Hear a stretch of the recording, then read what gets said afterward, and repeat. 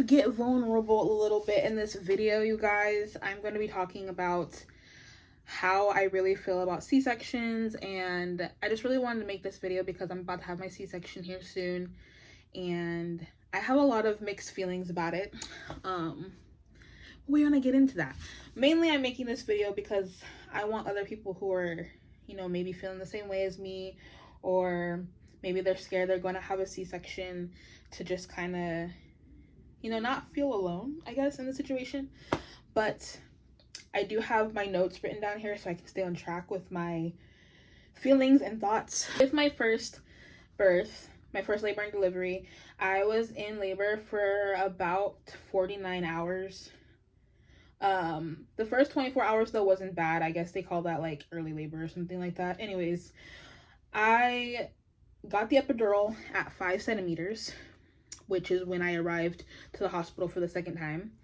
And I pushed with my first son for 4 hours. Now, after about 3.5 hours, a doctor did come in to kind of, you know, assess the situation to see why it was taking so long and things like that, because he wasn't progressing. Like, he was just there in the same spot the entire, like, 4 hours. But ultimately, she like puts her hand inside of me or whatever. She feels my bones, and apparently I have straight side walls and a small pelvis. Now, is that actually true or not? I have no idea. I'm just going based off of what the doctor said. But I guess like his shoulders were not able to pass through my pelvis, which is why he wasn't progressing any further than he was. And they ultimately just decided that maybe a C-section would be the best way. They let me push for another 45 minutes after she had checked my pelvis or whatever. They let me try and push again, and that last 45 minutes I tried harder than I was the entire last 4 hours. And same thing, he was in the same exact spot. So luckily it was not emergency C-section, so I don't have any experience with how scary that can be, because I just feel like emergency just sounds so much more scary because they're rushing, or, you know, if something's wrong with the baby, like they have to rush and get the baby out. I'm really glad that that didn't happen in my case. Both of our heart rates were still really good, and we just got rolled into C-section. Let me tell you, I literally cried so much. I was really exhausted. My midwife that I had was a freaking saint. Like, she really held it down for me. She was like wiping my tears and everything, because I was just like so out of it and just so exhausted, so depressed, because I really did not want to have a C-section. My mother had a C-section with all of her kids, and my grandmother also had a C-section with my mother, so it was just something that I knew right off the bat I did not want to have to go through that. I wanted to be able to deliver my children naturally, and that was just like a really big goal of mine. And very last minute I freaked out and decided to get the epidural, even though my whole plan was to not do that. So I felt really disappointed in myself for not going through with my original plan to do no medication, because at 5 centimeters dilated it hurt, but I really feel like I could have kept going. It hurt bad, but I feel like I could have kept going, you know, if I had just not let fear overcome what I wanted to do, you know what I mean? And after having my C-section, I felt a lot of guilt. I feel like a lot of people don't really talk about that, or at least I don't see it. There was like a lot of guilt in my mind because I was not able to do what I'm supposed to do, and deliver naturally. And it was really hard for me, honestly, to kind of come to terms with it, because, you know, vaginal and natural was how I wanted to do it, and having a C-section means that you're most likely going to have to keep doing that, and it was just like this whole thing, you know what I mean? And I just felt so guilty that I was not able to do what I was designed to do, and that was to give birth through my fucking vagina. And even still to this day, it is something that I...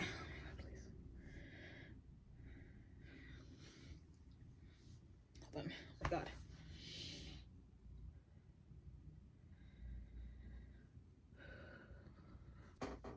Oh, okay. Anyways,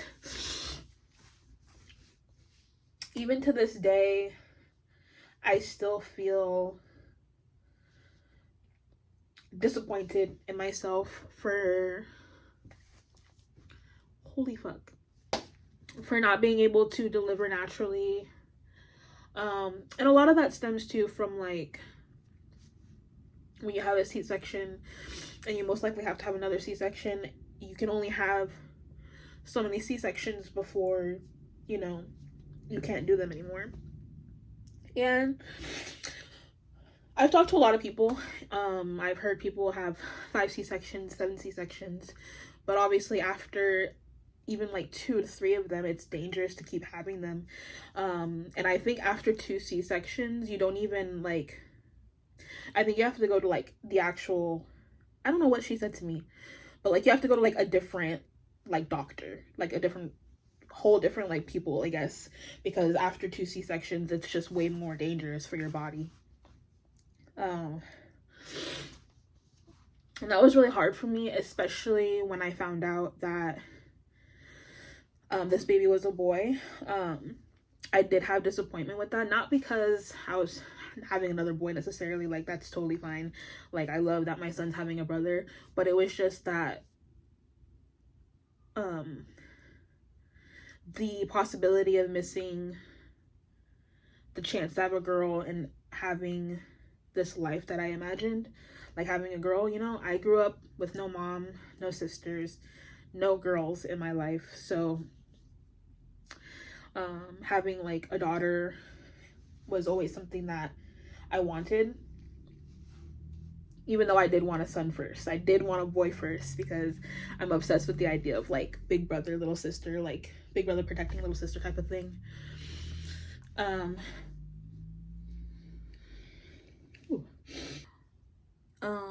But you know, obviously after finding out that I'm pregnant with second baby, there comes that decision of deciding if you want to try vaginal or if you want to schedule a C-section. And it was something I debated for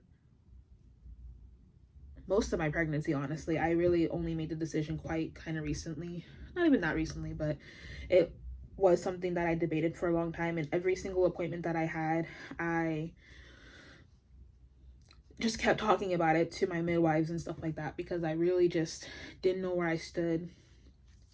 And I did want so badly to try vaginal, or VBAC they said, or is what it's called, VBAC.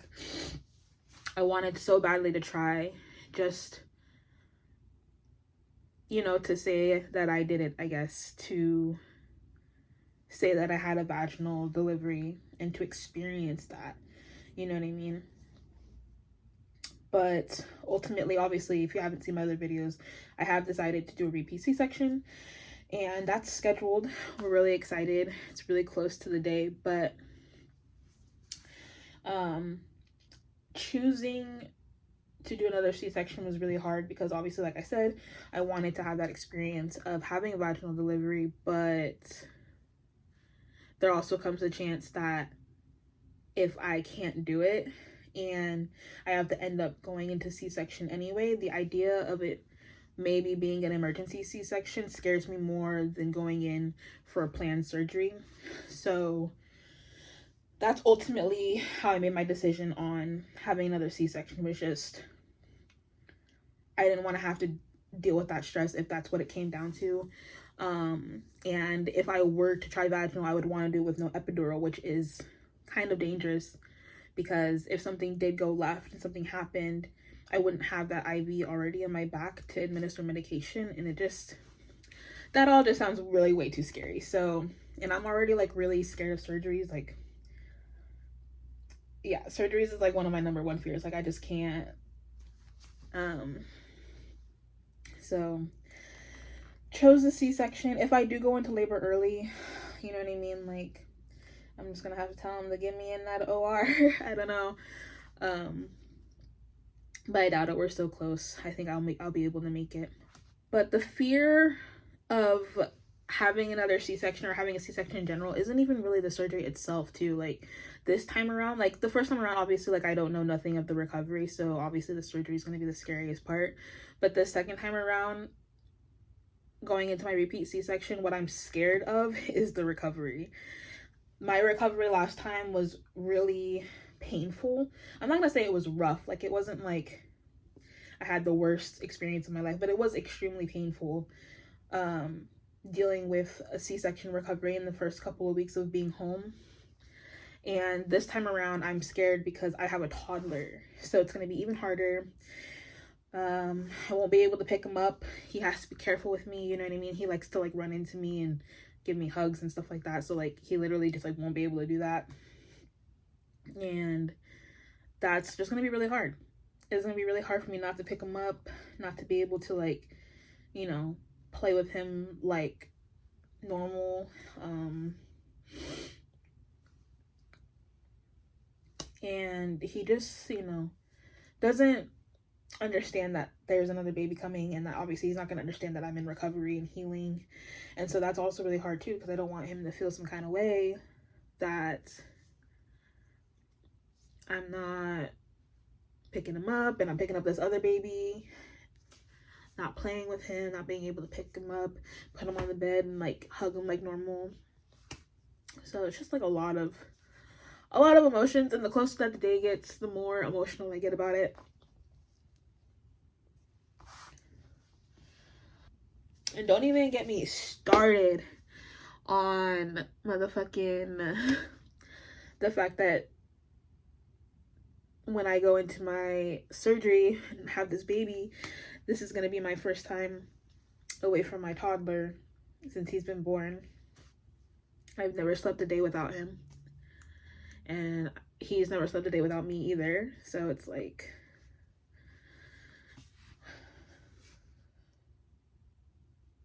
bro, I did not expect to cry this much in this video. I really didn't, but I'll bring it. I'm really gonna end the video here. I really don't have too much more to say. I do want to tell other mothers and anyone else who is a C-section mother that it's okay.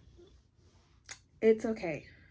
No matter what people say or no matter what you feel, you still did that thing. You still had a baby. And I don't know, I've seen so many people talking about C-sections are the easy way out. Don't let nobody tell you that. We already know what's up. And if you don't know what's up, it's definitely not the easy way out. Just know y'all are not alone. Nobody's alone in this situation. C-sections are really hard, and I feel like people don't talk about it. And I feel like it is something that needs to be talked about more, because I feel like C-sections are more and more common nowadays. I don't really know why. I've heard of, you know, theories like the epidural, the Pitocin, you know, just doctors wanting things to just be quicker. Whatever the case is, like,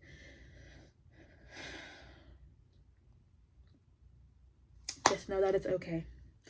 You are a warrior. We are warriors. We did that shit. And there's not shit that anyone can say that would make you any less of a mom. You're not any less of a mom, and that's something that I dealt with too, is feeling less than because I wasn't able to do what I was supposed to do. But hopefully you guys found this video, I don't know, helpful, inspirational, like whatever. I don't really know my exact goal with making this video. I just wanted to put it out there because I don't see people talking about C-sections. But let's chat in the comments. If you guys need any support, I am here. You guys can hit me up on my socials and we can talk, we can chat. But let me know in the comments below if you are a C-section mom and, you know, your feelings or whatever the case is. And I'll see you guys in the next video, which is most likely going to be like, you know, starting to get into that labor delivery type stuff. C-section videos. I'm really excited to make those videos because, like I said, people don't talk about C-sections enough, and I'm really excited to get my videos out there. So I will see you guys in the next one.